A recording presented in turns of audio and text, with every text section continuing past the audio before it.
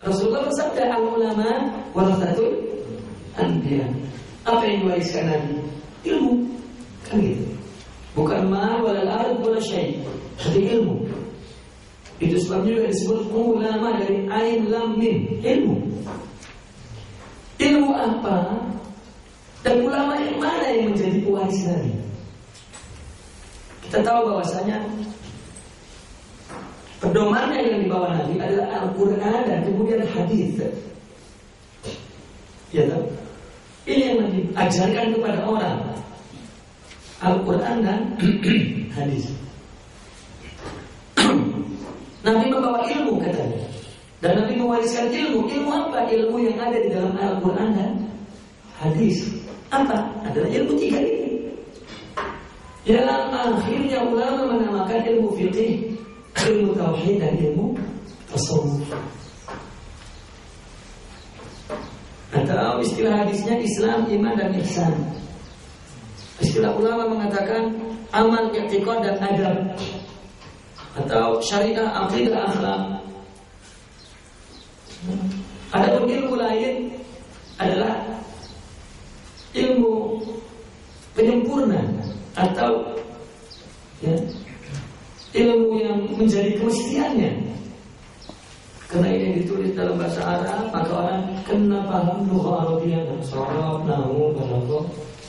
Karena ilmu ini bersumber dari Al-Quran dan hadis semuanya, maka dia kena paham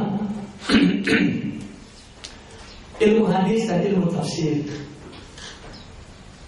Antum kalau belajar hadis dan belajar tafsir, untuk mendapatkan apa? Mendapatkan tiga ilmu ini. Karena Al-Quran dan hadis adalah dalil untuk tiga ilmu ini. Sumber bagi tiga ilmu ini. Meskipun fikih punya usul, tauhid punya usul, dan tasawuf juga punya usul, dan semuanya punya furu'. Semuanya ada ulamanya dan mereka berijtihad dan punya mu'allafat, kitab-kitabnya, punya murid, punya madrasahnya, punya penerusnya. Semua ulama dari dulu hingga sekarang, jika dia pewaris Nabi, mesti mempunyai tiga bidang ini. Antum baca sejarah ulama sejak abad pertama, kedua, ketiga dan hingga sekarang. Yang namanya ulama, pewaris Nabi adalah memiliki ilmu ini. Jika membuang salah satunya, maka membuang bagian dari agama. Antum baca sejarah ulama dulu, tak ada yang tidak berkaitan dengan tiga bidang ini. Adapun dia memilih karir mana yang dia utamakan lain hal. Ada yang disebut fuqaha, ada yang disebut sufia, ada yang disebut mutakallimin ahli tauhid. Tetapi di antara mereka semua menguasai tiga bidang ini. Pembagian bidang itu adalah sistem akademis barat. Orang mengaji di fakultas syariah tak paham masalah usuluddin. Orang yang mengaji di usuluddin tak tahu usul fikih. Itu masih arham. Tetapi sudah belajar di syariah tak tahu usul fikih. Ini majnun. Ya. Kalau mengaji untuk mendapatkan mumtaz di Kashfu Takdir.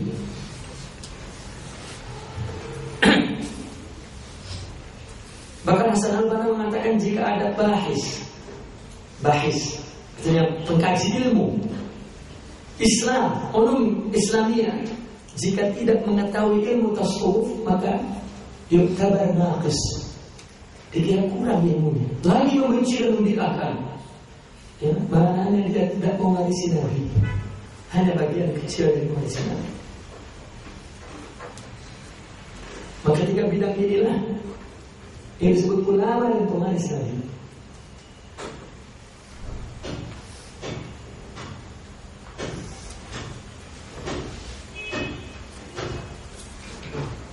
Maka itulah yang dimaksud syariat, tariqah dan hakikat. Syariat itu adalah zahirnya tariqah. Tariqah itu zahirnya hakikat. Hakikat itu batinnya tariqah. Tariqah itu batinnya syariat.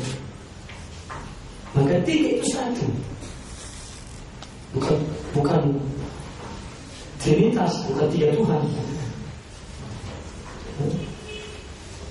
Baik. Itu yang pertama. Sekarang yang kedua.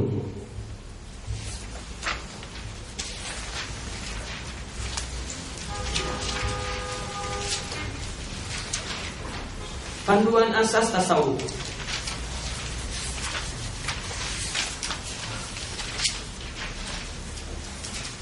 Tasawuf punya usul, ya, punya usul tasawuf itu. Sebagaimana fikih punya usul. Jadi ada kesalahan orang memandang ulum syariah. Kesalahan ini bermula datang dari pahaman yang lahir dari Syekhul Islam Al-Imam Ibn Taimiyah. Imam Ibn Taimiyah mengatakan bahwa fiqih adalah furu', usul adalah akidah. Sehingga mereka ada yang menjadi pembahasan fikih dianggap pembahasan akidah. Tawasul ini melanggar akidah, padahal itu pembahasan furu' dalam fikih. Ziarah kubur dimasukkan ke usul, dimasukkan jika sesuatu yang dia memandang syirik, maka ini dibawa kepada bidang usul, melanggar akidah, maka syirik. Itu sebab ada beberapa pandangan Syekhul Islam Al-Imam Ibn Taimiyah yang dianggap bahaya. Sebenarnya itu sebuah ijtihad, ya. Beliau mendapat pahala dengan ijtihad ini. Adapun salah ya salah, tidak mengurangi kebesaran Al-Imam Ibn Taimiyah. Karena di bidang yang lain, Masya Allah, Imam Ibn Taimiyah punya pandangan tentang siasat syariah yang tidak ada pada ulama lain. Adalah sebuah kontribusi, sumbangan yang sangat berharga dalam Islam. Tetapi ada juga ijtihad yang salah, sama. Bukan sama artinya tidak kecil juga masalahnya. Seperti taksim al-aqidah ila rububiyah wal uluhiyah wa asma wa sifat, dan pembagian antara usul dan furu'. Ya. Ini takriman wa ta'ziman kepada Al-Imam Ibn Taimiyah.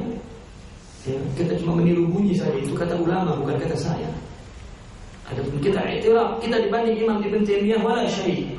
Beliau adalah syekh wal imam. Ya. Adapun misalnya Ibnu Hajar Al-Haythami mengkafirkan adalah karena Imam Ibn Taimiyah mengkafirkan Ibnu Arabi. Huwa yukaffir bitakfir, mengkafirkan sebab dia mengkafirkan, ya, berdasarkan hadis Rasulullah SAW. Tapi kita jangan mengatakan oh yang itu kafir, dan kita jadi kafir juga nanti. Ya. Artinya kita berbicara, kita kena paham manzilah kita. Ana min, ya, kita siapa? Imam Ibn Taimiyah memandang bahwa hadzal furu' wa hadza usul. Akibatnya pengikutnya banyak yang rancu. Tawassul, ziarah kubur dibawa kepada masalah usul akidah syirik. Padahal itu adalah pembahasan furu' bahta. Pembahasan dalam fikih pun bukan usul fikih, tapi furu' fikih, belakang. Yang berbeda pandangan. Ya. Maka tasawuf punya usul dan punya furu'. Seperti begini. Dalam tasawuf furu'nya adalah harakatul dzikir. Illallah la ilaha illallah la ilaha illallah la ilaha. Ini geraknya adalah furu'. Usulnya zikir, sudah. Karena ada yang zikir orang. Al-muhim dia ingat Allah. Adapun bagaimana caranya diserahkan kepada orang. Yang penting antum menghafal, mau sambil duduk, berjalan, berdiri, itu furu'. Seperti itu. Tapi orang mengatakan tengok tasawuf itu bid'ah karena bergerak-gerak. Loh, bukan, itu furu'. Tak ada pelajarannya, tak ada. Cuma saya membantu kamu langsung coba buat begini supaya usul. Macam itu. Lagi dalam tasawuf tarbiyah. Tasawuf adalah suluk, tasawuf adalah tarbiyah. Ya, maka ada furu' tarbiyah, ada furu'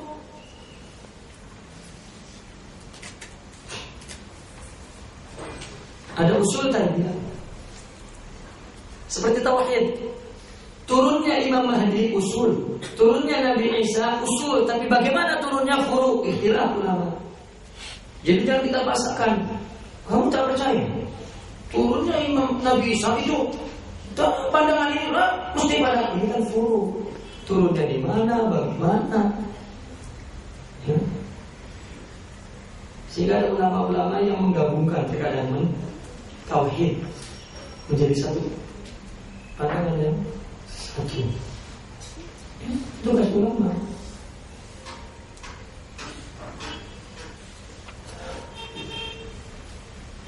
Nah sekarang panduan ini adalah panduan untuk menilai apakah pelaku tasawuf, bukan tarikat, bukan tasawuf, tidak ada tarikat yang memisah, tidak ada tarikat yang keluar dari tauhid dan syariah, tidak ada. Yang keluar adalah orangnya, ya, personnya, oknumnya, orangnya, pelakunya, bukan ajarannya. Nah inilah panduannya, panduan asas tasawuf. Dan di sini juga dijelaskan akibat-akibat yang terjadi karena keluar dari asas ini. Ya, karena keluar daripada usul ini, asas ini. Ya, asas ini adalah usul, maksudnya usul tasawuf. Panduan ini ta'alim atau ma'alim usuli tasawuf. Ma'alim itu kan ciri-ciri, ya, tanda-tanda untuk kita kenali, ya, tasawuf itu apa usulnya. Yang pertama, usul thariqah. Usul thariqatina, cara kami menuju kepada Allah. Usulnya ini, pertama, takwa kepada Allah. Bagaimana caranya agar orang bertakwa? Usulnya adalah takwa. Tasawuf adalah orang muttaqi. Ya tak? Terkadang dalam sebuah organisasi apapun, ya, dalam kesatuan apapun, nanti dikatakan bahwa pertama tujuannya adalah untuk bertakwa. Ini kan usul berarti kan? Ada pun caranya macam-macam, buat pengajian, buat daurah ini, buat qiyam ini, yang muhim bertakwa. Tasawuf pun adalah takwa kepada Allah. Ya. Takwa kepada Allah Fisirri wal ala, di saat sendiri dan bersama orang ramai. Bukan di depan orang bertakwa, ya, di depan orang ramai dia macam muttaqi, ya, tapi di belakang macam afritin. Ya, ketika sendiri afrit. Maka takwa itu bisirri wal alam. Lalu bagaimana caranya? Cara untuk merealisasikan ketakwaan ini dua. Pertama wara, dan kedua istiqomah.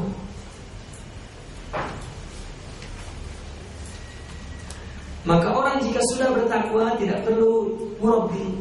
Tapi jika nak istiqomah, maka perlu murabbi.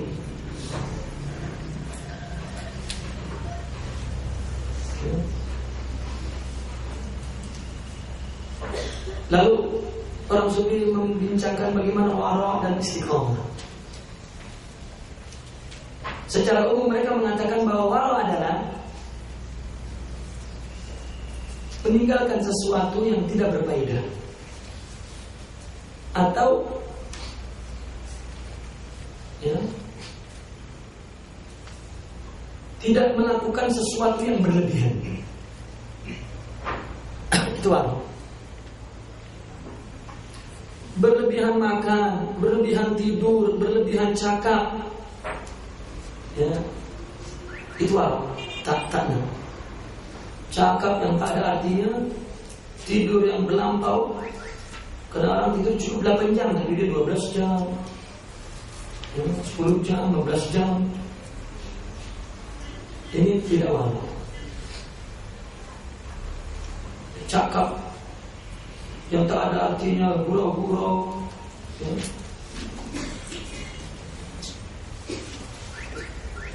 Ini tidak warok.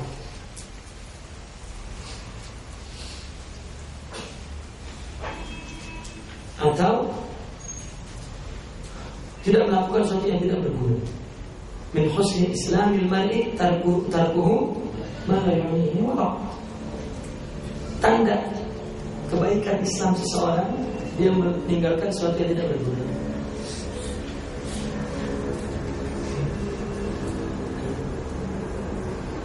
Maka dikatakan al-halal bayyin wal haram bayyin wa ma bainahuma umurun mutasyabihin. Warok adalah tidak terjebak kepada sesuatu yang tidak berguna. Karena tidak boleh jelas, boleh jelas. Dia tidak mau berada di tempat yang tidak boleh dan tidak dilarang. Berlebihan banyak-banyak tidak. Haram bayyin wuduh, halal bayyin wuduh, wa bainahuma maknanya bukan haram dan bukan halal, maknanya mubah. Warok ini tidak banyak melakukan mubah, meskipun tidak berdosa, tapi tidak taat. Yang penting kan saya tidak melakukan dosa. Loh, Anda tidak melakukan taat. Ada orang main kartu, main apa namanya? Dan dia terkadang judi dengan itu kan. Dia kata aku tak judi, maknanya dia tidak haram. Tak apalah kita main ini. Berarti dia mengatakan ini boleh. Justru jika warok tidak melakukan ini, karena ini umur mutasyabih, wala haram wala halal, maka warok tidak berlebihan melakukan sesuatu dan tidak melakukan sesuatu yang tidak berguna. Boleh hanya sekedar saja. Boleh nonton, tengok movie sekedar saja. Yang tiap hari nonton. Ya. Macam orang di negeri kita sudah macam penagih dadah, penagih sinetron, penagih itu. Ini masa. Kenapa tidak penagih yang lain? Tak ada. Maknanya coba antum pikir, antum punya masa 24 jam. Ya. Banyak isi taatkah, mubahkah, haramkah? Tentu mubah. Ya. Maknanya Anda tidak warok. Inna warok umurun mutasyabih. Al-halal bayyin wa ma bainahuma umurun mutasyabih. Ya. Menjaga ini menjaga agama, maka menjaga takwa dengan warok.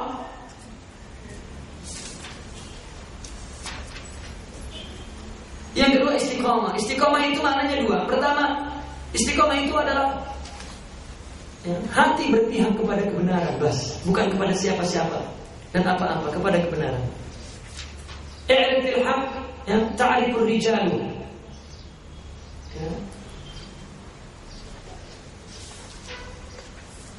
Pahami kebenaran, maka tahu siapa yang bersama kebenaran. Yang kedua, melakukan yang utama dari yang sekedar wajib, tapi yang paling utama, yang priority, yang lebih aham dari sekedar yang muhim. Maknanya istiqomah adalah di dalam hidup ini kita kena punya susunan priority. Mana yang priority? Jangan hidup ini aswaiyah, tak tahu mana yang paling utama. Antum di Kaira ini utamanya menuntut ilmu, titik. Antum tidak punya kewajiban apapun kecuali menuntut ilmu. Kalau meninggalkan yang lain tidak berdosa. tapi meninggalkan ilmu berdosa. Jangan membaca dalil yang kamu bukan pelakunya untuk melakukan itu. Hatta ihtimam kepada orang lain tidak wajib. Ihtimam kepada dirimu sendiri, akalmu dan hatimu, hubungan kepada Allah. Ini adalah tingkat aulawiyat yang paling utama. Jangan ambil dalil ada, tapi bukan kamu isinya. Ini tak bagaimana dengan ini? Coba sekarang, kalau antum ditanya, nafkah itu wajib? Oh, saya belum nikah. Ya, mananya belum lah. Paham? Nah, ini tak bicarakan. Ada ayat nafkah, ada ayat kewajiban ini. Anda mukhatabnya? Loh, majnun. Antum disebut apa pangkat antum di sini? Talibul bas. Nikah pun boleh kalau untuk menuntut ilmu. Boleh. Kalau untuk menuntut ilmu. Dan kerja persatuan jika untuk ilmu boleh, jika tidak wajib. Untuk daulah, untuk apa, tidak wajib. Tidak. Ya. Yang dikatakannya betul, tapi fiqhul aulawiyatnya yang tidak betul. Ya. Karena istiqomah itu adalah mengatur fiqhul aulawiyat. Jika rusak, maka nanti antum pening sendiri. Aduh, aku dulu mestinya mengaji ilmu di Kairo, banyak urus persatuan jadi tak dapat ilmu. Tidak istiqomah akhirnya. Apa saya cakap ini hari terakhir, besok saya tak ada, marah-marah lah. Saya besok lagi. Betul cakapnya, tapi tak paham tartibul aulawiyat.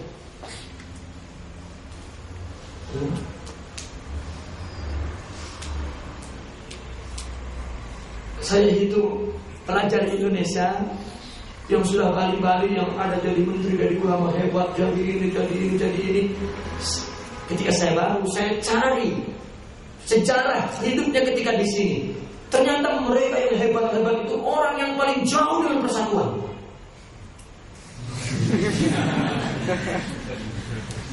Ya. Hingga tak kenal orang satu negerinya. Dia kenal hanya buku dan ulama. Ya.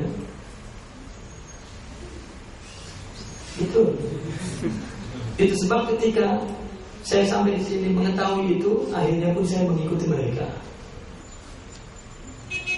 Ya, meskipun natijahnya tidak seperti mereka, paling tak ya, mengikuti saja. Tapi itu adalah istiqomah. Istiqomah tidak akan dapat dilakukan kecuali dengan meletakkan tartib aulawiyat. Ya. Karena istiqomah adalah sebuah kedisiplinan. Ya. Istiqomah bukan karena kebiasaan zahir yang tidak berubah, tak. Ya. Kenapa? Istiqomah itu zahir mustahil. Istiqomah itu di sini. Hati ma'al haq ma'allah itu istiqomah. Dimanapun berada, maka itu sebab istiqomah mementingkan yang aham daripada yang muhim. Konkretnya begini, jika antum ingin menjaga yang wajib, jangan tinggalkan sunnah.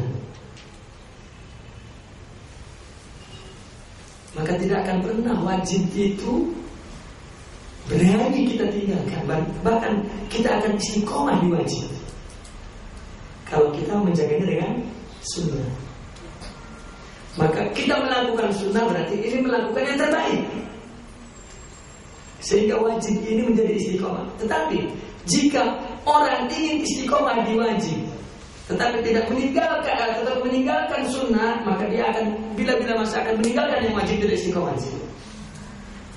Waqis ala dzalik, untuk semua apa-apa.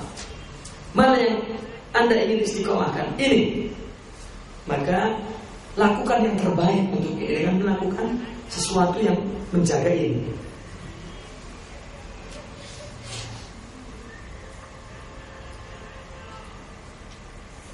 Maka tasawuf menanamkan wara dan istiqomah dan tarbiyah sepenuhnya adalah upaya istiqomah dan wara. Itu tarbiyah sufiyah suluk. Untuk bagaimana dia ma'al haq dan bagaimana mengutamakan. Karena pandangan ulama mengatakan bahwa yang paling utama pada diri kita adalah mengenal Allah.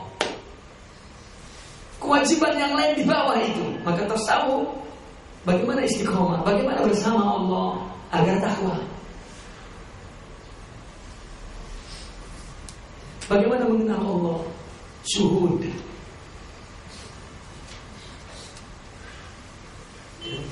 Maka tarbiyah tasawuf adalah lil istiqamah. Istiqamatul qalbi ma Allah.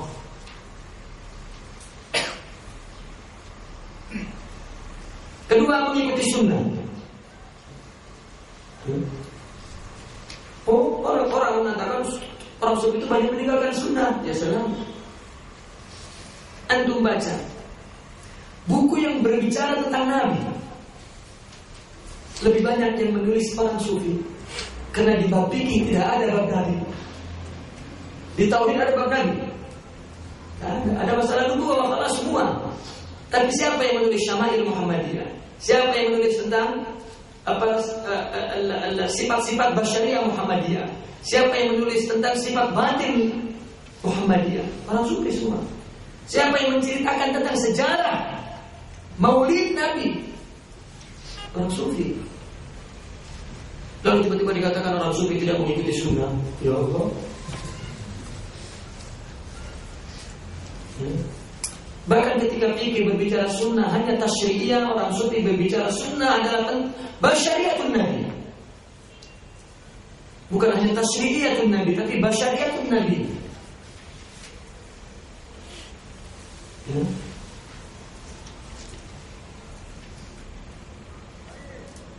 Ketika orang-orang fikih istrinya satu, orang sufi istrinya 4. Kok sunnah itu ya? Nah, itu basyariah kan, tidak ada hubungan dengan tasyri'iyah. Itu pun tak ditinggalkan oleh orang sufi, disempurnakan. Senangnya orang sufi. Coba sifat basyariah, harakahnya, pakaiannya, serbannya, semua mengikut Nabi, itu basyariah. Semua kitab Syama'il orang sufi yang nulis. Semua kitab Maulid tentang Nabi orang sufi yang nulis. Bahkan qasidah-qasidah yang memuji Nabi orang sufi. Bagaimana? Orang jatuh cinta, ya? Jatuh cinta yang sangat mendalam kepada Nabi, tidak mengikuti. Sedang mengikuti itu perlu cinta. Kalau tak cinta tak dapat mengikuti. Istri kalau tak cinta tak dapat mengikuti suami.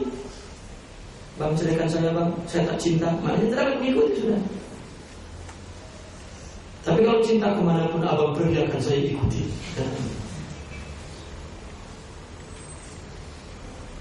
Ya. Karena mengikuti Nabi ada 3: perkataannya, perbuatannya, dan ahwalnya, akhlaknya. Antum mengikuti perbuatan Nabi, ya, boleh antum dapat dari membaca.